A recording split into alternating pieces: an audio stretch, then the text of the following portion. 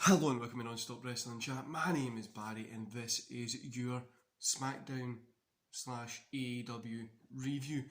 So a Smackdown versus AEW kind of thing. As I said, guys, before we get into today's show, don't forget to hit like, subscribe and that beautiful notification bell.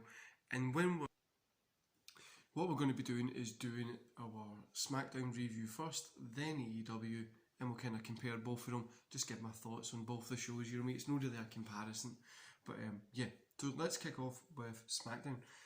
Roman opens the show, as always, and it was always pretty good. Then we get a tag team match with Rey and Dominic Mysterio versus the Usos. Rey and Dominic get the win here. 3 stars for this one. I thought this was really fun. A good opener to the show. Mysterio's getting the win was always going to happen, but then it kind of gives that the Usos kind of leaving Roman Reigns storyline coming, which I think is going to be fun. So Roman tears into Usos after it, kind of for losing to a child. Then we get Camilla versus Liv Morgan. Camilla gets the win. Short, and I'm not entirely sure what this accomplished here. They gave Liv the loss, Camilla got the win, but they're not really doing anything with her either. So I don't really know.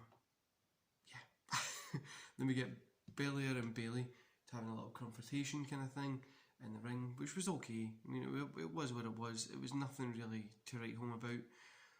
King Corbin versus Nakamura. King Corbin gets the win.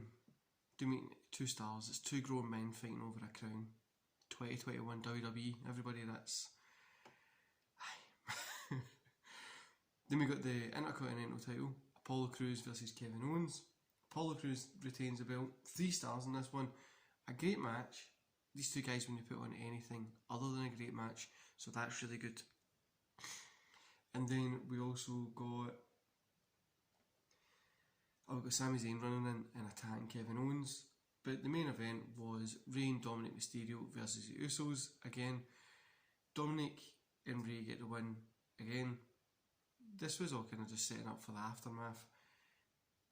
So the post-match Roman comes out, he spears Rey, he's taking out Dominic, all that kind of jazz, and it's just kind of setting up for Jimmy and Jay, the Usos, to kind of eventually break up from Roman, which will then set up for a good little feud. That's what I'm thinking, and more than likely it's going to set up for the reason that Roman Reigns loses the WWE Championship. So guys, on to the next AEW. So we've got Penta and Pac versus Young Bucks. Young Bucks obviously got the win here. It was always going to be the Bucks, wasn't it? They're never going to get those belts off them. They're going to probably hold them for the next 5 years, and whoever takes them off them is probably going to get a good boost in stock shares. I don't know what you would call it. Mark Henry kind of makes his debut, cuts a promo, which is fun. QT Marshall and Anthony Ogogo. Cody Rhodes versus Cody Rhodes and Lee Johnson. Marshall and Ogogo. So Marshall and Ogogo kind of get the win. I don't really get this one. I gave it 2 stars. I don't really get why this is here after, but they just done it double or nothing, but it's there.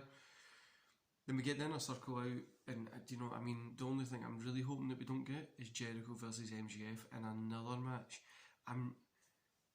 They've had a War Games, they've had a Stadium Stampede. Like, if they're going to have another one of these stupid matches, like I don't know, they're going to have like it's no stupid, like they're fun matches, but just like, because they've done it poured backwards. I mean, like they booked it to like the end, and then they've continued to book after the end, but Jungle Boy and Christian Cage versus Private Party.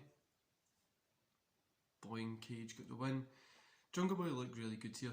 I gave it a 2.5 stars. He looked like a star. I hope he goes on and gets a few more single wins before he gets that shot against Omega. I think that's only fair that we hope he gets that instead of just tag team wins. Britt Baker has a celebration. Then we get Bunny versus Red Velvet. 1.5 stars here. Nothing really to write home about. Dustin Rhodes versus Nick Commando. Dustin got the win. I don't understand why they had to put the blood in this. I really am struggling to understand why they done that. I don't know why, like, obviously it's a little bit later, I've kind of guessed it, most people aren't going to be sitting around to midnight, but it's no real place here. I mean, I like blood as much as the next person in wrestling. I actually love it when it's used correctly. This wasn't used correctly, and it made no sense to why it was here, but it did add a little bit to the match. I'm going to give it a 2 stars. Overall, guys, 2 stars for AEW Dynamite. It was nothing special. You can clearly tell they're taking a little bit of a week off before they head into next week. But yeah, nothing special. And that goes for both shows. I wasn't really a fan of both. Both of them were just there. Nothing really special. Nothing really to write home about. And they kind of just, I don't know, felt a little bit off this week. Same as Smackdown. Apart from Roman Reigns, it was the only stuff that really mattered. AEW felt off and everything else felt off. And you know, talking about Smackdown, now that they had the 4-way match, why did they not just build that to Hell in a Cell and have the 4-way match inside the Hell in a Cell? You know, I know it might not be the best, the long-term booking and all kind of stuff that we want back, but at least building it that little bit into that would have gave us something. Do you know what I mean? Like, this gave us it on the SmackDown, which was good because it was a really good match, but I feel they could have built it a little bit better to Hell in a Cell. Hopefully we get something good coming out of that. And I don't like the fact that Hell in a Cell is right here. They've not really had time to build Hell in a Cell matches, and we're just going to be getting randomly put together ones, to be honest with you. But AEW and SmackDown both kind of fell off tonight. But yeah, guys, don't forget to hit like, subscribe, and that beautiful notification bell. Go check out the NWC show, the playlist that's on the channel. There's 49 great podcasts there that you are going to enjoy if you let sit and check them out. So last night we had the Elitist on, which is one of the best wrestling YouTubers at the minute. But definitely go check it out. And I'll see you back here. Just try to think the day.